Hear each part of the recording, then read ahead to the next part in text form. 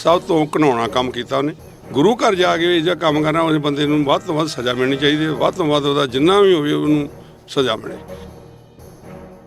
नहीं होनी चाहिए, इसकी जमानत नहीं होनी चाहिए। ना साडे पिंड दा कोई जमानत ही देण जाऊगा, ना ही इन्हूं पिंड 'च वंड देवांगे। नहीं वंड देवांगे, नहीं जी, जिथे मर्जी खा लो, मेरी पंचायत सारी मेरे नाल आ। पिंड वालों कोई साथ नहीं दिता जाऊगा, कोई इसकी जमानत नहीं दूगा, बिल्कुल ਇਹਦਾ बिल्कुल बाईकाट किया जाऊगा। ਅੰਮ੍ਰਿਤਸਰ ਦੇ ਵਿੱਚ 3 ਬੰਬ ਧਮਾਕੇ ਹੋਏ ਸੀ ਤੇ ਉਹਦੇ ਵਿੱਚ ਇੱਕ ਮੇਨ ਮੁਲਜ਼ਮ ਜਿਹੜਾ ਹੈ ਆਜ਼ਾਦਵੀਰ ਸਿੰਘ ਜਿਹੜਾ ਹੈ ਪੁਲਿਸ ਵੱਲੋਂ ਨੋਮੀਨੇਟ ਕੀਤਾ ਗਿਆ ਹੈ। ਤਾਂ ਆਜ਼ਾਦਵੀਰ ਸਿੰਘ ਕੌਣ ਹੈ, ਕਿੱਥੋਂ ਦਾ ਰਹਿਣ ਵਾਲਾ ਹੈ, ਅੱਜ ਅਸੀਂ ਘੁੱਕ ਪੜਤਾਲ ਕਰਨ ਵਾਸਤੇ ਉਸਦੇ ਪਿੰਡ ਪਹੁੰਚੇ ਹਾਂ। ਤਾਂ ਅਸੀਂ ਇਸ ਵਕਤ ਅੰਮ੍ਰਿਤਸਰ ਦੇ ਬਾਬਾ ਬਕਾਲਾ ਦੇ ਪਿੰਡ ਵਡਾਲਾ ਕਲਾਂ ਵਿਖੇ ਮੌਜੂਦ ਹਾਂ, ਜਿੱਥੋਂ ਦਾ ਉਹ ਰਹਿਣ ਵਾਲਾ ਸੀ। ਆਖਿਰਕਾਰ ਉਸਦਾ ਇਤਿਹਾਸ ਕੀ ਹੈ, ਉਸਦਾ ਘਰ ਕਿਸ ਤਰ੍ਹਾਂ ਦਾ ਹੈ। ਤਾਂ ਇਹ ਘਰ ਜਿਹੜਾ ਤੁਸੀਂ ਇਸ ਵੇਲੇ ਆਪਣੀ ਟੀਵੀ ਸਕਰੀਨ ਤੇ ਦੇਖ ਰਹੇ ਹੋ, ਇਹ ਉਸ ਸ਼ਖਸ ਦਾ ਘਰ ਹੈ ਜਿਸ ਨੇ ਕਿ ਪੰਜਾਬ ਦੇ ਵਿੱਚ ਇਸ ਜਿਹੜੀ ਹੈ ਇੱਕ ਵਾਰਦਾਤ ਨੂੰ ਅੰਜਾਮ ਦਿੱਤਾ, ਜਿਸ ਨੇ ਕਿ ਸ਼ਰਮਸਾਰ ਵੀ ਕੀਤਾ ਕਿ ਆਖਿਰਕਾਰ ਕਿਸ ਤਰੀਕੇ ਦੇ ਨਾਲ ਉਸਨੇ ਇਸ ਪੂਰੀ ਵਾਰਦਾਤ ਨੂੰ ਅੰਜਾਮ ਦਿੱਤਾ। ਤਾਂ ਆਜ਼ਾਦਵੀਰ ਸਿੰਘ ਜਿਹੜਾ ਹੈ ਕੱਲਾ ਇਸ ਘਰ ਦੇ ਵਿੱਚ ਰਹਿੰਦਾ ਸੀ ਔਰ ਪਿਛਲੇ ਕਈ ਸਮੇਂ ਤੋਂ ਗਾਇਬ ਸੀ। ਔਰ ਗਾਇਬ ਹੋਣ ਦਾ ਕਾਰਨ ਇਹ ਹੈ ਕਿ ਇਸ ਦੇ ਬਹੁਤ ਜਿਹੜਾ ਹੈ ਸੰਬੰਧ ਕੁਝ ਮਾੜੇ ਲੋਕਾਂ ਦੇ ਨਾਲ ਸਨ। ਤੇ ਜਿਸ ਨੇ ਕਿ ਅੱਜ ਸਵੇਰੇ ਗੁਰੂ ਰਾਮਦਾਸ ਸਰਾਂ ਦੇ ਪਿਛਲੇ ਪਾਸੇ ਜਿਹੜਾ ਹੈ ਜਦੋਂ ਉਸਨੇ ਇੱਕ ਧਮਾਕਾ ਕੀਤਾ ਤਾਂ ਉਸ ਦੇ ਵਿੱਚ ਵਿਸ਼ੇਸ਼ ਤੌਰ ਤੇ ਗੱਲ ਸਾਹਮਣੇ ਆਈ ਹੈ ਕਿ ਆਜ਼ਾਦਵੀਰ ਸਿੰਘ ਦੇ ਮਾਤਾ ਪਿਤਾ ਦੀ ਮੌਤ ਹੋ ਚੁੱਕੀ ਹੈ। ਤਾਂ ਉਸਦੇ ਜਿਹੜਾ ਇੱਕ ਬ੍ਰਦਰ ਹੈ ਉਹ ਵਿਦੇਸ਼ ਹੈ, ਤਾਂ ਇੱਕ ਵੱਡੇ ਪਰਿਵਾਰ ਦੇ ਨਾਲ ਤਾਲੁਕ ਰੱਖਦਾ ਹੈ। ਤਾਂ ਪਿੰਡ ਦੇ ਸਥਾਨਕ ਲੋਕ ਸਾਡੇ ਨਾਲ ਮੌਜੂਦ ਨੇ, ਅਸੀਂ ਉਹਨਾਂ ਨਾਲ ਗੱਲਬਾਤ ਕਰਾਂਗੇ ਕਿ ਆਖਿਰਕਾਰ ਆਜ਼ਾਦਵੀਰ ਸਿੰਘ ਦਾ ਕਰੈਕਟਰ ਕਿੱਦਾਂ ਦਾ ਹੈ। ਤਾਂ ਸਭ ਤੋਂ ਪਹਿਲੇ ਸਰਪੰਚ ਸਾਹਿਬ ਜੀ ਕੀ ਕਹਿਣਾ ਚਾਹੋਗੇ ਇਸ ਬਾਰੇ, ਇਸ ਸ਼ਖਸ ਬਾਰੇ? मैं ਤਾਂ ਵਾਹਿਗੁਰੂ ਜੀ ਕਾ ਖਾਲਸਾ ਵਾਹਿਗੁਰੂ ਜੀ ਕੀ ਫਤਿਹ। ਸਭ ਤੋਂ ਘਿਨੌਣਾ ਕੰਮ ਕੀਤਾ ਉਹਨੇ। ਗੁਰੂ ਘਰ ਜਾ ਕੇ ਜੋ ਕੰਮ ਕਰਨਾ ਉਸ ਬੰਦੇ ਨੂੰ ਵੱਧ ਤੋਂ ਵੱਧ ਸਜ਼ਾ ਮਿਲਣੀ ਚਾਹੀਦੀ, ਵੱਧ ਤੋਂ ਵੱਧ ਉਹਦਾ ਜਿੰਨਾ ਵੀ ਹੋਵੇ ਉਹਨੂੰ ਸਜ਼ਾ ਮਿਲੇ। ਬਾਕੀ ਉਹ ਪਿੰਡ ਦੇ ਪਹਿਲਾਂ ਵੀ ਚੋਰੀ ਉਹ ਮਾੜੇ ਕਰਮ ਕਰਦੇ ਆ ਤੇ ਇਹਦੀ ਸਸਪੈਂਡ ਵੀ ਹੋਇਆ ਵਾ, ਬਾਬਲੇ ਲੱਗਾ ਰਿਹਾ, ਮੁੜ ਕੇ ਇੱਥੋਂ ਬਦਲੀ ਕਰਾ ਕੇ ਫਿਰ ਤੁਹਾਨੂੰ ਸਸਪੈਂਡ ਹੋਇਆ। ਤੇ ਇਹ ਮਾੜਾ ਬੰਦਾ, ਅਮਲੀ ਬੰਦਾ, ਸਮੈਕੀ ਹੈ ਜਾਂ ਇਹ ਮਾੜੇ ਬੰਦੇ ਦੇ ਦਰਸ਼ਨ ਮਾੜਾ ਵਾ।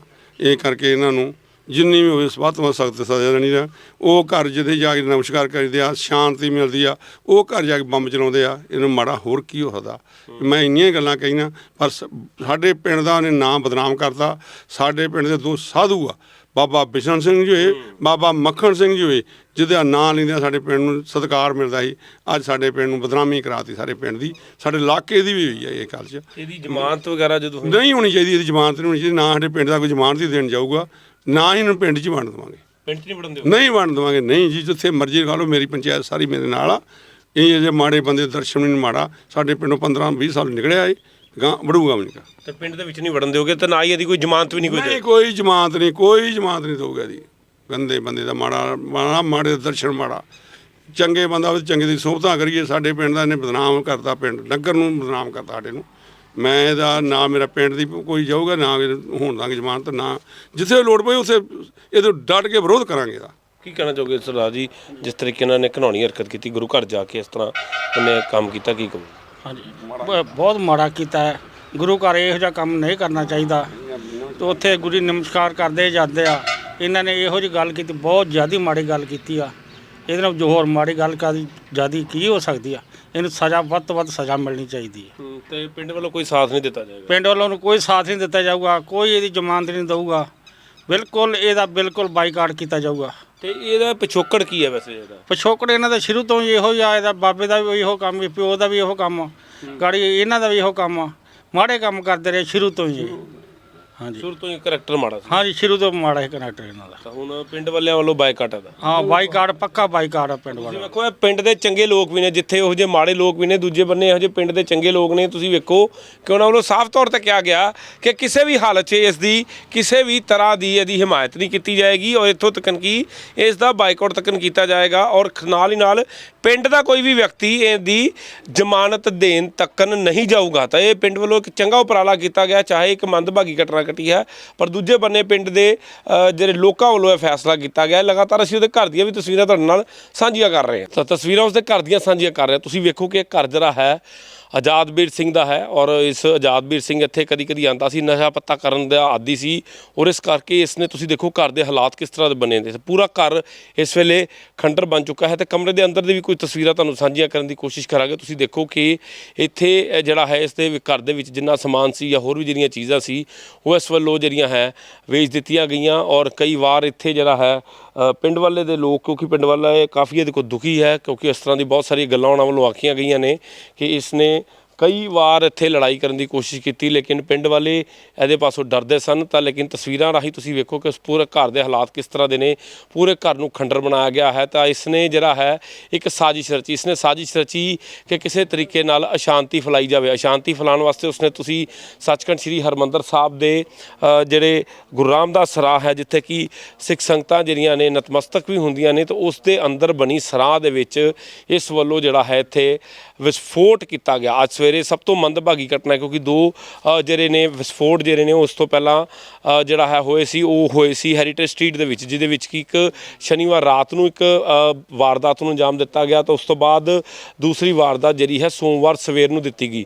ਤਾਂ ਸੋਮਵਾਰ ਸਵੇਰੇ ਜਿਹੜੀ ਵਾਰਦਾਤ ਹੋਈ ਉਸ ਤੋਂ ਬਾਅਦ ਜਿਹੜਾ ਹੈ ਇਸਨੇ ਸਾਜ਼ਿਸ਼ ਰਚੀ ਕਿ ਇੱਕ ਵੱਡੀ ਵਾਰਦਾਤ ਨੂੰ ਫਿਰ ਅੰਜਾਮ ਦੇਣਾ ਚਾਹੇਗਾ। ਤਾਂ ਉਸਨੇ ਅੱਜ ਅਗਰ ਗੱਲ ਕਰੀਏ ਤਾਂ ਬੀਤੀ ਰਾਤ ਜਾਂ ਅੱਜ ਸਵੇਰ ਤੱਕ ਤਕਰੀਬਨ 1 ਵਜੇ ਦਾ ਸਮਾਂ ਸੀ, ਅੱਧੀ ਰਾਤ ਵੇਲੇ ਇਸਨੇ ਜਿਹੜਾ ਹੈ ਇੱਕ ਵਿਸਫੋਟ ਜਿਹੜਾ ਹੈ ਉਹ ਆਪਣੇ ਕੁਝ ਸਾਥੀਆਂ ਦੇ ਨਾਲ ਗੁਰੂ ਰਾਮਦਾਸ ਸਰਾਂ ਦੇ ਪਿਛਲੇ ਪਾਸੇ ਕੀਤਾ। ਤਾਂ ਉਸ ਤੋਂ ਬਾਅਦ ਕਮਰਾ ਨੰਬਰ 225 ਜੋ ਕਿ ਇਸ ਦੇ ਵੱਲੋਂ ਰੱਖਿਆ ਗਿਆ ਸੀ ਉਹ ਵੀ ਇਸਨੇ ਜਿਹੜਾ ਹੈ ਉੱਥੇ ਰਹਿ ਰਿਹਾ ਸੀ ਤੇ ਉਹਦੇ ਬਾਥਰੂਮ ਦੇ ਵਿੱਚ ਰਹਿ ਕੇ ਇਹਨੇ ਇਸ ਤਰ੍ਹਾਂ ਦਾ ਜਿਹੜਾ ਵਿਸਫੋਟਕ ਜਿਹੜਾ ਹੈ ਇਸਨੇ ਤਿਆਰ ਕੀਤਾ ਸੀ। ਤੇ ਇਸ ਮਾਮਲੇ ਦੇ ਵਿੱਚ ਜਿਹੜਾ ਹੈ ਸ਼੍ਰੋਮਣੀ ਗੁਰਦੁਆਰਾ ਪ੍ਰਬੰਧਕ ਕਮੇਟੀ ਦੇ ਸਹਿਯੋਗ ਦੇ ਨਾਲ ਪੁਲਿਸ ਨੇ ਇਸ ਸ਼ਖਸ ਨੂੰ ਗ੍ਰਿਫਤਾਰ ਕੀਤਾ। ਔਰ ਸਭ ਤੋਂ ਵੱਡੀ ਗੱਲ ਹੈ ਕਿ ਪੁਲਿਸ ਦਾ ਕਹਿਣਾ ਹੈ ਕਿ ਇਹ ਕੁਝ ਰੈਡੀਕਲ ਐਕਟੀਵਿਟੀਜ਼ ਦੇ ਵਿੱਚ ਹੈ। ਤਾਂ ਇਸਨੇ ਜਿਹੜਾ ਹੈ ਇਹ ਘਿਨੌਣੀ ਵਾਰਦਾਤ ਨੂੰ ਅੰਜਾਮ ਦਿੱਤਾ ਤਾਂ ਕਿ ਪੰਜਾਬ ਨੂੰ ਬਦਨਾਮ ਕੀਤਾ ਜਾਵੇ। ਤਾਂ ਜਿਸ ਤਰੀਕੇ ਨਾਲ ਗੱਲਾਂ ਸਾਹਮਣੇ ਆ ਰਹੀਆਂ ਨੇ ਕਿ ਜਿਸ ਤਰ੍ਹਾਂ ਸੱਚਖੰਡ ਸ੍ਰੀ ਹਰਿਮੰਦਰ ਸਾਹਿਬ ਦੇ ਅੰਦਰ ਜਾ ਕੇ ਜਿਸ ਤਰ੍ਹਾਂ ਦੀ ਘਿਨੌਣੀ ਇਸ ਬੰਦੇ ਨੇ ਵਾਰਦਾਤ ਕੀਤੀ ਉਸ ਨੂੰ ਲੈ ਕੇ ਸਾਰੇ ਲੋਕ ਦੁਖੀ ਨੇ ਕਿਉਂਕਿ ਜਿਹੜਾ ਵੀ ਕੋਈ ਵਿਅਕਤੀ ਸੱਚਖੰਡ ਸ੍ਰੀ ਹਰਿਮੰਦਰ ਸਾਹਿਬ ਆਉਂਦਾ ਇੱਕ ਸ਼ਰਧਾ ਦੀ ਭਾਵਨਾ ਦੇ ਨਾਲ ਆਉਂਦਾ ਹੈ,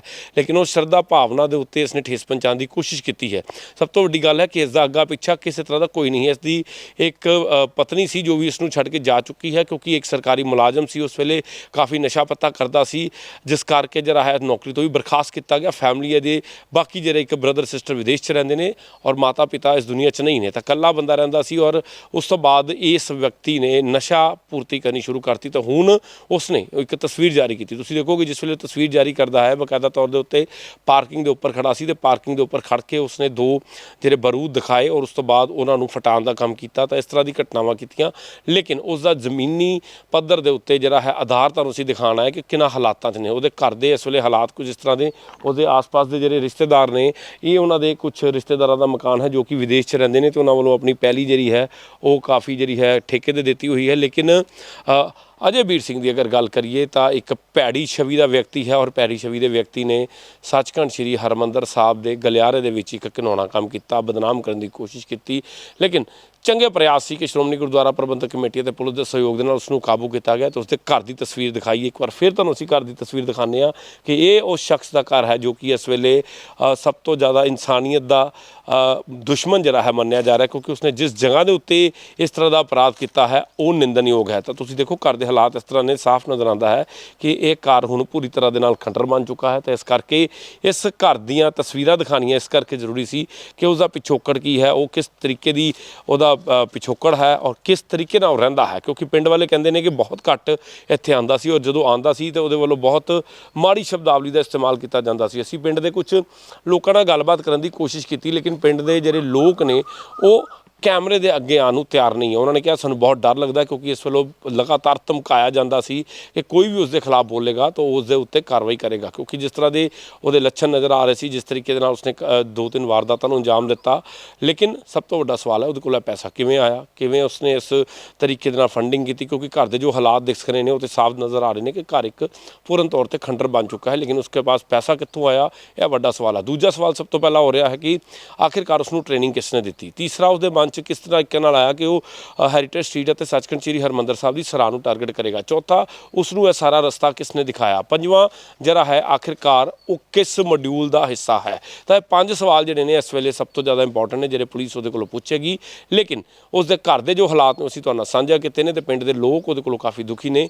ਤਾਂ ਅਜੇ ਬੀਰ ਸਿੰਘ ਜਿਹੜਾ ਹੈ ਉਹ ਇਸ ਵੇਲੇ ਜੋ ਕਿ ਸੱਚਖੰਡ ਸ੍ਰੀ ਹਰਿਮੰਦਰ ਸਾਹਿਬ ਦੀ ਸਰਾਂ ਦੇ ਉੱਤੇ ਜਾ ਕੇ ਉਸਨੇ ਇੱਕ ਘਿਨੌਣੀ ਵਾਰਦਾਤ ਨੂੰ ਅੰਜਾਮ ਦਿੱਤਾ, ਉਸ ਦੀ ਗਰਾਊਂਡ ਜ਼ੀਰੋ ਰਿਪੋਰਟ ਅਸੀਂ ਤੁਹਾਡੇ ਨਾਲ ਸਾਂਝੀ ਕਰ ਰਹੇ ਹਾਂ। ਤੇ ਇਸ ਘਟਨਾ ਦੇ ਮੁਤਲਕਾ ਜਿਹੜੇ ਵੀ ਲੋਕ ਇਸ ਮਾਮਲੇ ਦੇ ਵਿੱਚ ਪੁਲਿਸ ਵੱਲੋਂ ਗ੍ਰਿਫਤਾਰ ਕੀਤੇ ਗਏ ਤੇ ਉਹਨਾਂ ਸਾਰੀ ਦੀ ਡਿਟੇਲ ਤੁਹਾਡੇ ਨਾਲ ਸਾਂਝਾ ਕਰਨ ਦੀ ਕੋਸ਼ਿਸ਼ ਜ਼ਰੂਰ ਕਰਾਂਗੇ। ਕੈਮਰਾਮੈਨ ਮੋਹਿਤ ਦੇ ਨਾਲ ਸੁਮਿਤ ਖੰਨਾ, ਗ੍ਰੇਟ ਪੰਜਾਬ ਟੀਵੀ, ਵਡਾਲਾ ਕਲਾਂ ਪਿੰਡ, ਅੰਮ੍ਰਿਤਸਰ।